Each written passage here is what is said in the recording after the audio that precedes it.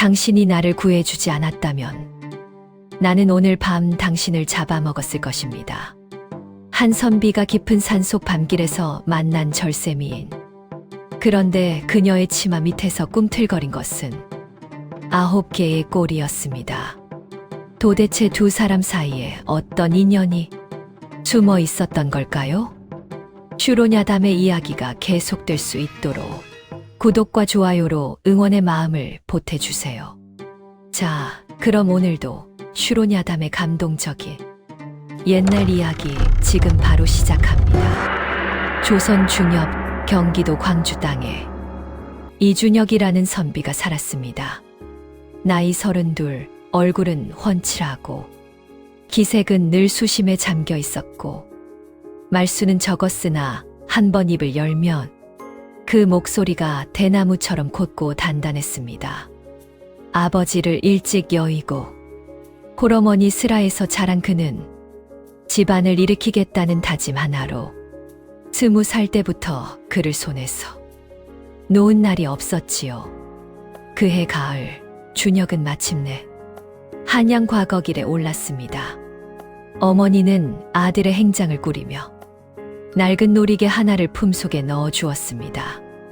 돌아가신 아버지가 남긴 것으로 옥색 비단이 바래고 술이 반쯤 끊어진 볼품없는 물건이었지요. 허나 어머니는 두 손으로 꼭 쥐어주며 말씀하셨습니다. 이것이 내 아비의 마음이다. 어떤 위험이 닥쳐도 이것만 있으면 하늘이 너를 지킬 것이야.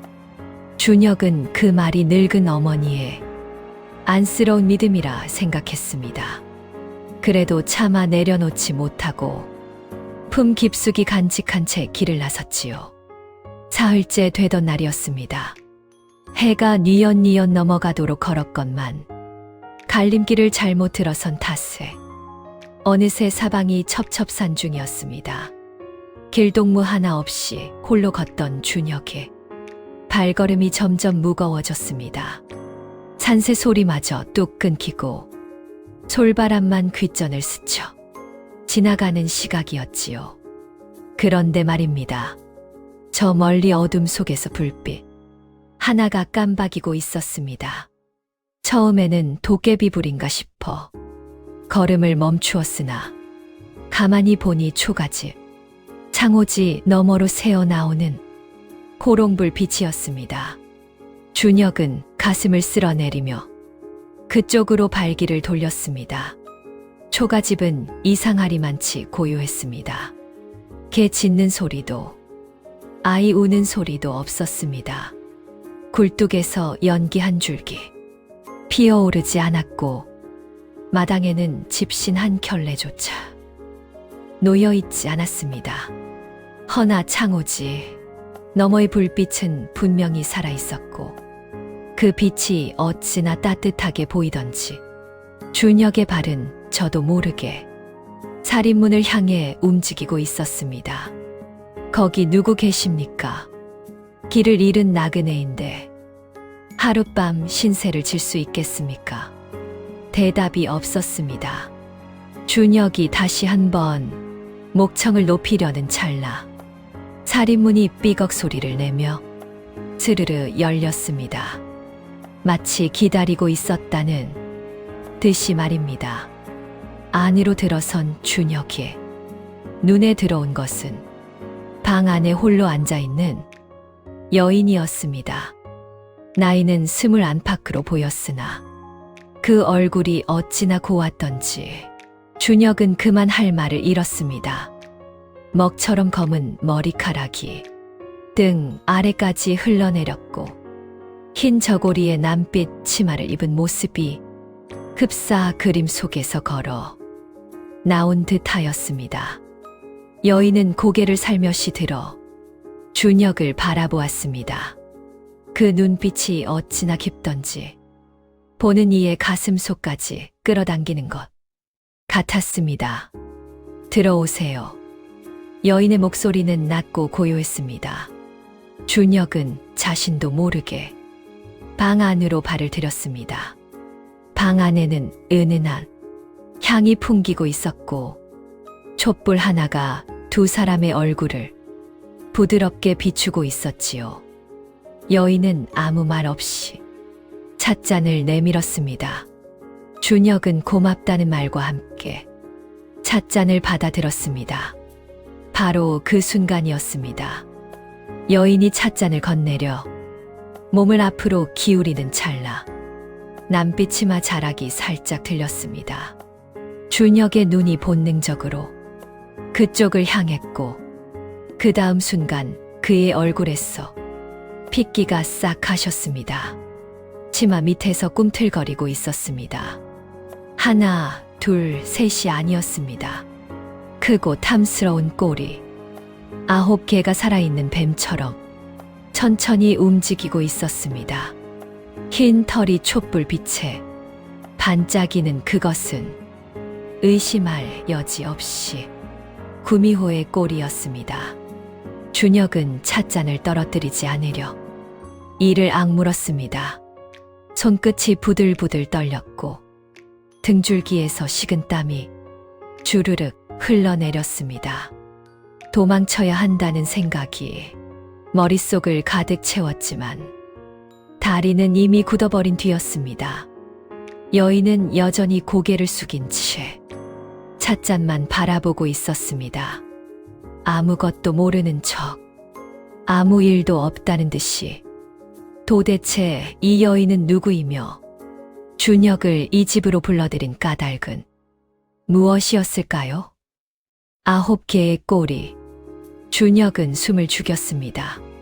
찻잔을 쥔 손이 떨렸고 입술은 바짝 말라붙었습니다.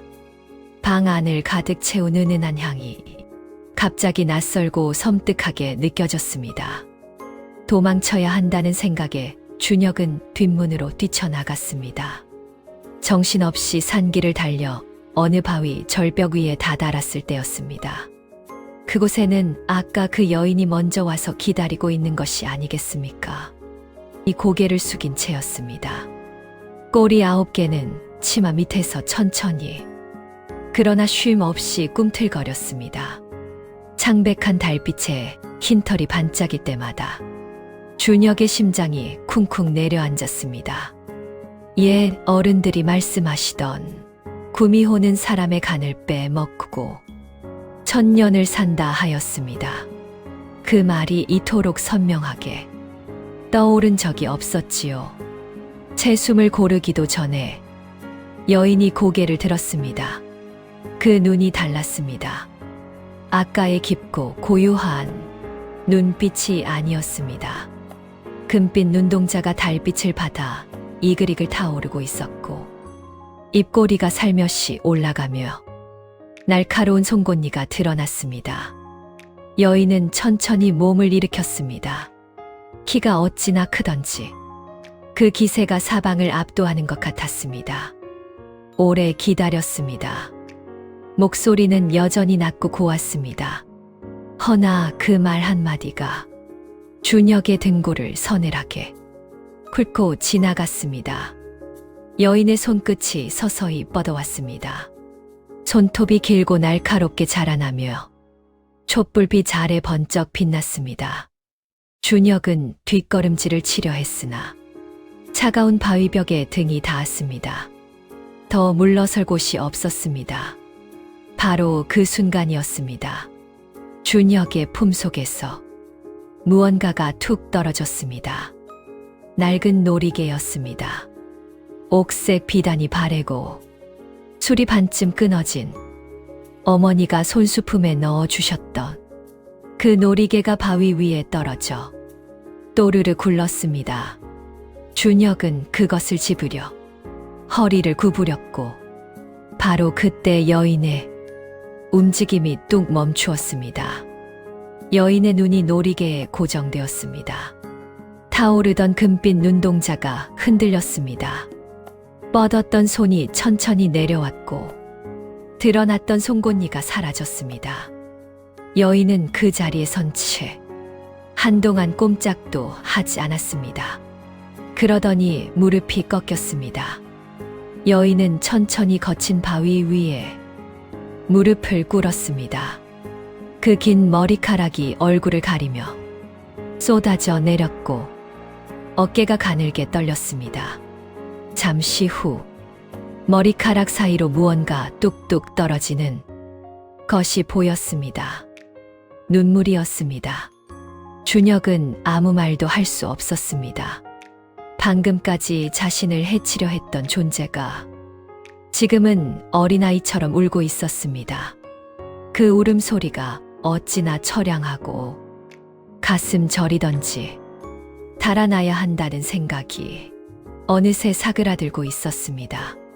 한참이 지나서야 여인이 입을 열었습니다. 10년 전 일이었습니다. 목소리가 떨렸습니다. 이 산에 큰 불이 났었지요. 저는 그 불 속에 갇혔습니다. 어린 짐승의 몸으로 빠져나갈 길을 찾지 못하고 타 죽을 날만 기다리고 있었습니다. 그때 한 소년이 불길 속으로 뛰어들었습니다. 여인의 손끝이 놀이개를 가리켰습니다. 그 소년의 품에서 떨어진 것이 바로 저것이었습니다. 소년은 저를 안고 불길을 헤치며 뛰었습니다. 온몸에 불이 튀었는데도 멈추지 않았습니다. 저를 안전한 곳에 내려놓고서야 비로소 쓰러지던 그 소년의 얼굴을 저는 단 한 번도 잊은 적이 없었습니다.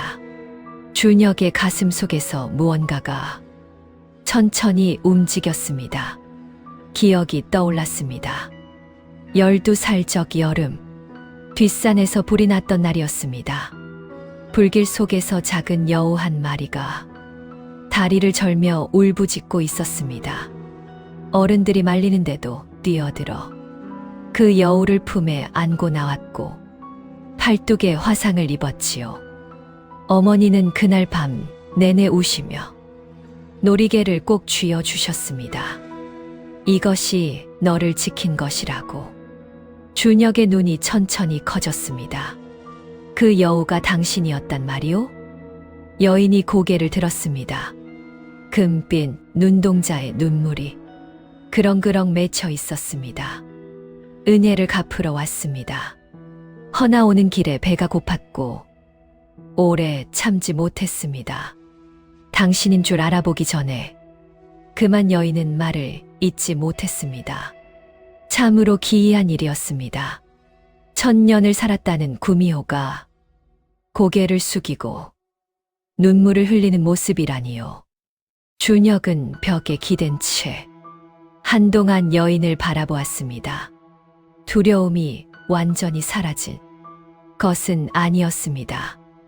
허나 그 눈물만큼은 거짓이 아니라는 것을 알 수 있었습니다. 사람의 마음이란 참으로 묘한 법이지요. 해를 끼치려 했던 존재임을 알면서도 준혁의 손은 저도 모르게 놀이개를 집어 여인 앞에 내밀고 있었습니다. 이것 때문에 울었소. 그렇다면 가지시오. 여인의 눈이 크게 떠졌습니다. 그것이 두 사람 사이에 맺어진 첫 번째 인연이었습니다. 이튿날 새벽, 준혁이 눈을 떴을 때 초가집은 텅 비어 있었습니다. 여인의 흔적은 어디에도 없었습니다. 찻잔도 촛불도 은은하던 향도 모두 사라져 있었습니다. 마당에는 이슬만 맺혀 있었고 살인문은 활짝 열린 채였습니다. 준혁은 멍하니 앉아 어젯밤 일을 되짚었습니다. 꿈이었나 싶었지만 품속을 더듬으니 놀이개가 없었습니다. 분명 여인에게 건네주었던 것이었지요. 준혁은 천천히 일어나 길을 나섰습니다. 허나 발걸음이 좀처럼 가볍지 않았습니다. 한양 과거길이 눈앞에 있었건만 머릿속에는 자꾸만 그 금빛 눈동자와 어깨를 떨며 울던 모습이 떠올랐습니다. 도깨비에 홀린 것인지 아니면 진심으로 마음이 쓰이는 것인지 준혁 자신도 알 수 없었습니다. 고갯마루를 하나 넘었을 때였습니다. 바위 위에 여인이 앉아 있었습니다. 남빛 치마를 가지런히 여미고 무릎 위에 낡은 놀이개를 올려놓은 채였습니다. 준혁을 보자 여인은 자리에서 일어나 깊이 머리를 숙였습니다. 기다렸습니다. 준혁은 걸음을 멈추었습니다. 무슨 일이오? 여인이 고개를 들었습니다. 어젯밤의 금빛 눈동자는 사라지고 그 자리에 보통 사람과 다를 바 없는 검고 깊은 눈이 있었습니다. 허나 그 눈빛에는 무거운 것이 잔뜩 얹혀 있었습니다. 드릴 말씀이 있습니다. 좋은 말씀은 아닙니다. 준혁은 말없이 고개를 끄덕였습니다. 여인이 천천히 입을 열었습니다. 어젯밤 은인을 해치려 했던 죄로 자신은 이승에서 사라져야 할 운명이 되었다고 했습니다. 구미호가 사람에게 해를 끼치려다 멈춘 경우 하늘이 그 죄를 묻는다는 것이었습니다. 사흘 안에 이 산의 산신령 앞에 서서 죄를 고하지 않으면 몸이 서서히 허물어진다고 했습니다. 그래서 나를 찾아온 것이오? 여인이 고개를 저었습니다. 아닙니다. 당신께 감사 인사를 드리러 온 것입니다. 놀이개를 돌려 드리려고 왔습니다. 이것은 당신의 것이니까요. 여인이 놀이개를 두 손으로 내밀었습니다. 준혁은 받아들지 않았습니다. 산신령이 어디 있소? 여인의 눈썹이 가늘게 모였습니다. 왜 그것을 물으십니까? 당신이 사라져야 한다면 그 이유를 직접 따져보고 싶소. 당신은 나를 해치지 않았소. 오히려 눈물을 흘렸지요. 그것이 죄라면 세상에 죄 아닌 것이 없을 것이요. 여인은 한동안 준혁을 바라보았습니다. 그 눈빛에 무언가가 흔들렸습니다. 놀라움인지 당혹감인지 혹은 오래전부터 잊고 있었던 어떤 감정인지 여인 자신도 알 수 없는 표정이었습니다. 산신령께서는 사람의 말을 듣지 않으십니다. 들어보기 전까지는 모르는 일이요. 준혁의 목소리는 낮고 단단했습니다. 여인은 더 말리지 못했습니다. 두 사람은 함께 산을 올랐습니다. 산길은 험했습니다. 발목을 잡는 덩굴이 무성했고 바위 틈에서 찬바람이 쉼 없이 불어왔습니다. 여인은 사람의 몸을 빌린 탓에 구미호 본래의 날렵함을 쓸 수 없었고 준혁은 그런 여인의 곁을 묵묵히 지켰습니다. 가파른 비탈에서 여인이 발을 헛디자 준혁이 팔을 내밀었습니다. 여인은 잠시 망설이다 그 팔을 잡았습니다. 그것이 두 사람이 처음으로 손을 맞잡은 순간이었습니다. 한나절을 오르고 나서야 산 정상 가까이에 있는 오래된 신당에 닿았습니다. 이끼가 가득 낀 돌담 안에 작은 제단이 있었고 제단 위에는 향 하나가 피워져 있었습니다. 향 연기가 바람도 없는데 똑바로 하늘로 올라가고 있었습니다. 준혁이 제단 앞에 무릎을 꿇었습니다. 산신령께 아뢰입니다. 이 여인은 어젯밤 저를 해치려다 멈추었습니다. 멈춘 것은 놀이개 때문이 아니었습니다. 10년 전 자신을 구해준 은희님을 알아보았기 때문이었습니다. 은혜를 기억하는 마음이 죄가 된다면 저는 그 죄를 함께 받겠습니다. 신당 안이 조용해졌습니다. 향 연기가 흔들렸습니다. 그러더니 제단 위의 촛불이 스르르 꺼졌다가 다시 켜졌습니다. 마치 누군가 숨을 내쉬는 것처럼 잠시 후 신당 안 가득 낙후고 묵직한 목소리가 울려 퍼졌습니다. 선비여, 이 여인을 살리고자 한다면 조건이 있다.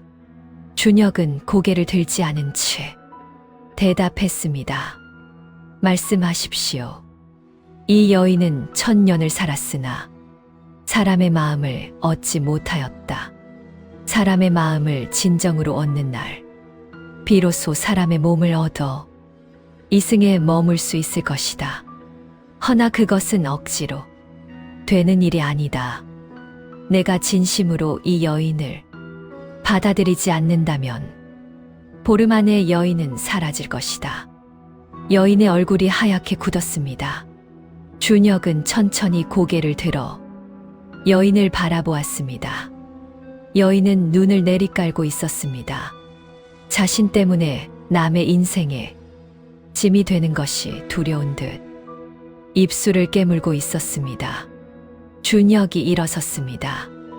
이름이 무엇이오? 여인이 고개를 들었습니다. 설화라 합니다. 설화. 나는 이준혁이오. 준혁은 그 이상 아무 말도 하지 않았습니다. 허나 그 짧은 말 한마디에 설화의 눈에 다시 눈물이 맺혔습니다. 보름이라는 시간이 생겼습니다. 그것으로 충분한지는 아무도 몰랐습니다. 허나 한 가지만은 분명했습니다. 선한 마음은 반드시 또 다른 선한 마음을 불러오는 법이니까요. 준혁은 한양 과거기를 접었습니다. 길동무 하나 없이 산속에 설화를 두고 떠날 수 없었습니다. 과거야 다음 해에도 볼 수 있었지만 보름이라는 시간은 다시 돌아오지 않을 것이었습니다. 준혁은 산 아래 작은 주막에 방 하나를 얻었고 설화는 그 옆방에 머물게 되었습니다. 첫날은 서로 말이 없었습니다. 준혁은 책을 펼쳤으나 글자가 눈에 들어오지 않았고 설화는 창가에 앉아 산을 바라보았습니다. 밥상이 들어와도 설화는 젓가락을 들지 않았습니다. 준혁이 왜 먹지 않느냐고 묻자 설화는 조용히 대답했습니다. 사람의 음식이 익숙하지 않습니다. 준혁은 잠시 생각하더니 주막 주인에게 따뜻한 죽 한 그릇을 부탁했습니다. 설화는 그 죽을 천천히, 아주 천천히 먹었습니다. 마지막 한 숟가락을 비우고 나서야 설화에 굳었던 어깨가 조금 내려왔습니다. 이튿날부터 준혁은 설화에게 사람의 것들을 하나씩 가르쳤습니다. 밥 먹는 법, 물 마시는 법, 장터를 걷는 법. 설화는 처음에는 모든 것이 낯설어 보였습니다. 장터에서 아이가 달려와 치맛자락을 잡았을 때 설화는 그 자리에 굳어버렸습니다. 준혁이 아이를 달래 돌려보내고 돌아서자 설화가 작은 목소리로 물었습니다. 저것이 무엇입니까? 아이가 치마를 잡은 것이요. 아닙니다. 저것 당신의 얼굴 말입니다. 준혁이 어리둥절해하자 설화가 말을 이었습니다. 아이를 보는 당신의 눈이 따뜻했습니다. 1000년을 살았지만 저는 그런 눈빛을 본 적이 없었습니다. 준혁은 아무 대답도 하지 않았습니다. 허나 그날 이후 설화는 준혁의 곁에서 조금씩 더 가까이 걷기 시작했습니다. 닷새째 되던 날 문제가 생겼습니다. 주막 주인이 설화를 이상하게 여기기 시작한 것이었습니다. 밤마다 설화의 방에서 이상한 빛이 새어나왔고 주막 마당의 달들이 설화 근처에 가면 울음을 뚝 그쳤습니다. 주인은 준혁을 붙잡고 낮은 목소리로 물었습니다. 저 여인 보통 사람이 아닌 것 같소만. 준혁은 태연하게 대답했습니다. 제 먼 친척이요. 오래 앓다 보니 기색이 좋지 않은 것뿐이요. 반신반의했지만 더 캐묻지 않았습니다. 허나 그날 밤 준혁은 설화의 방문 앞에서 걸음을 멈추었습니다. 문틈으로 새어나오는 빛이 보였습니다. 은빛이었습니다. 준혁이 조용히 문을 열자 설화가 창가에 쭈그리고 앉아 있었습니다. 등에서 꼬리들이 흘러내려 있었습니다. 9개의 꼬리가 힘없이 늘어져 바닥을 쓸고 있었고 그 빛깔이 어딘지 흐릿해 보였습니다. 설화는 준혁을 보자 재빨리 꼬리를 감추려 했습니다. 허나 이미 늦었습니다. 괜찮은 것이오? 설아는 고개를 돌렸습니다. 보름이 절반 지났습니다. 시간이 갈수록 몸이 무거워집니다. 준혁은 방 안으로 들어서서 설아의 맞은편에 앉았습니다. 아프오? 아픈 것과는 다릅니다. 그냥 조금씩 사라지는 느낌입니다. 안개가 걷히듯이. 설아의 목소리는 담담했습니다. 그러나 그 담담함이 오히려 준혁의 가슴을 더 무겁게 짓눌렀습니다. 준혁은 한동안 말이 없었습니다. 창밖으로 달이 떠 있었습니다. 보름달이 되기까지 딱 절반이 남아 있었습니다. 무서운 것이요? 설아가 달을 바라보며 대답했습니다. 1000년을 살았습니다. 죽는 것이 무섭다기보다는 아직 갚지 못한 것이 있어서 마음에 걸립니다. 빈말이요? 아닙니다. 설아가 준혁을 바라보았습니다. 당신한테는 이미 갚았습니다. 10년 전 그 소년이 저를 구해주었고, 저는 어젯밤 당신을 놓아주었습니다. 빚은 없습니다. 그럼 무엇이요? 설아는 대답하지 않았습니다. 그저 달을 바라볼 뿐이었습니다. 열흘째 되던 날 사달이 났습니다. 장터에서 만난 포교 하나가 설아를 수상히 여겨 뒤를 밟기 시작한 것이었습니다. 산속에서 이상한 짐승을 봤다는 소문이 며칠 전부터 돌고 있었고, 포교는 그 짐승이 사람으로 둔갑한 것이라 의심했습니다. 준혁이 눈치채고 설아를 데리고 자리를 피하려 했으나 이미 포교 셋이 길목을 막아선 뒤였습니다. 그 여인 잠깐 멈추시오. 준혁이 앞을 가로막았습니다. 무슨 일이오? 저 여인의 눈을 보시오. 보통 사람의 눈이 아니지 않소. 포교의 손이 설아의 팔을 잡으려 뻗어왔습니다. 바로 그 순간 설아의 눈이 금빛으로 번쩍 빛났습니다. 포교 셋이 뒤로 나자빠졌습니다. 설아는 그 자리에 굳어버렸습니다. 자신도 모르게 본능이 튀어나온 것이었지요. 주변 사람들이 술렁이기 시작했습니다. 귀신이다, 구미호다. 준혁은 설아의 손을 잡아챘습니다. 두 사람은 장터를 벗어나 산길로 뛰었습니다. 뒤에서 포교들의 고함 소리가 따라왔습니다. 가파른 비탈을 오르고 덩굴을 헤치며 달리던 설아의 발이 갑자기 멈추었습니다. 설아가 그 자리에 무릎을 꿇었습니다.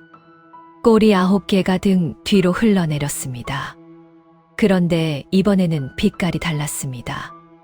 은빛이 아니었습니다. 꼬리들이 투명해지고 있었습니다. 가장자리부터 서서히 사라지고 있었습니다.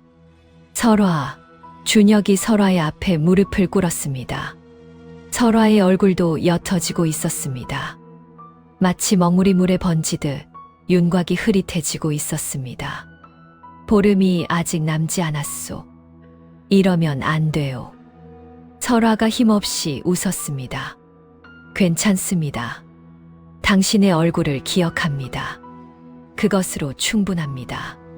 충분하지 않소. 준혁의 목소리가 높아졌습니다. 눈썹이 치켜 올라가고 두 손이 설아의 어깨를 잡았습니다. 설아는 그 손의 온기에 눈을 감았습니다. 뒤에서 포교들의 발소리가 점점 가까워지고 있었습니다. 산신령의 말이 준혁의 머릿속을 맴돌았습니다. 사람의 마음을 진정으로 얻는 날. 준혁은 이를 악물고 설아의 손을 놓지 않았습니다. 포교들의 발소리가 코앞까지 닥쳐왔습니다. 덩굴을 헤치는 소리, 횃불이 타닥타닥 타오르는 소리가 어둠 속에서 점점 가까워졌습니다. 설아의 윤곽은 여전히 흐릿했고 손끝은 이미 반쯤 투명해져 있었습니다. 준혁은 설아를 바라보았습니다. 1000년을 살았다는 존재가 지금 이 순간 어린아이처럼 작아 보였습니다. 무서운 것이 없다고 했던 여인이 지금은 눈을 감은 채 그저 손의 온기에만 기대고 있었습니다. 준혁은 그 모습을 보며 가슴 깊은 곳에서 무언가가 단단하게 굳어지는 것을 느꼈습니다. 두려움이 아니었습니다. 준혁은 설화의 손을 두 손으로 감싸 쥐었습니다. 설화가 눈을 떴습니다. 10년 전 그 여우가 당신이었다는 것을 알았을 때 나는 이상하게도 전혀 놀랍지 않았소. 오히려 그래서였구나 싶었소. 내가 그날 그 불길 속으로 뛰어들었던 것이 오늘 이 자리를 위한 것이었구나 싶었소. 흔들렸습니다. 나는 당신이 구미호라는 것을 알고 있소. 꼬리 9개도 보았소. 금빛 눈동자도 보았소. 그런데도 지금 이 마음이 거짓이 아니오. 사라지지 마시오. 설화의 입술이 떨렸습니다. 왜 그러십니까? 저는 당신을 해치려 했던 존재입니다. 멈추었소. 본능이 시키는 대로 따랐다면 당신은 지금 없었을 것입니다. 멈추었다고 했소. 준혁의 목소리는 조용했습니다. 허나 그 안에 담긴 것은 조용하지 않았습니다. 멈춘 것이 당신이요. 놀이개가 멈춘 것이 아니요. 10년 전 그 마음이 당신 안에 남아 있었기 때문에 멈춘 것이요. 나는 그 마음을 믿소. 설화의 눈에서 눈물이 흘러내렸습니다. 투명해지던 손끝이 멈추었습니다. 아주 천천히 그러나 분명하게 그릿해지던 윤곽이 되돌아오기 시작했습니다. 가장자리부터 사라지던 꼬리들이 다시 은빛을 되찾았습니다. 설화의 얼굴에 혈색이 돌아왔습니다. 그 순간 산 전체가 조용해졌습니다. 바람이 멎었고 타닥타닥 타오르던 횃불 소리도 뚝 그쳤습니다. 포교들의 발소리가 사라졌습니다.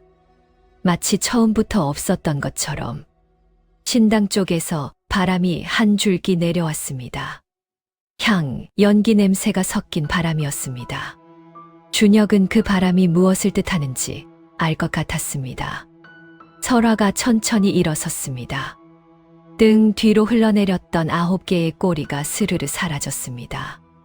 하나씩 빛을 내며 공중으로 녹아들었습니다. 설화는 그것을 바라보며 울지도 웃지도 않았습니다. 그저 오래 묵은 짐을 내려놓는 사람처럼 고요한 얼굴이었습니다. 마지막 꼬리가 사라지던 순간 설화의 눈빛이 달라졌습니다.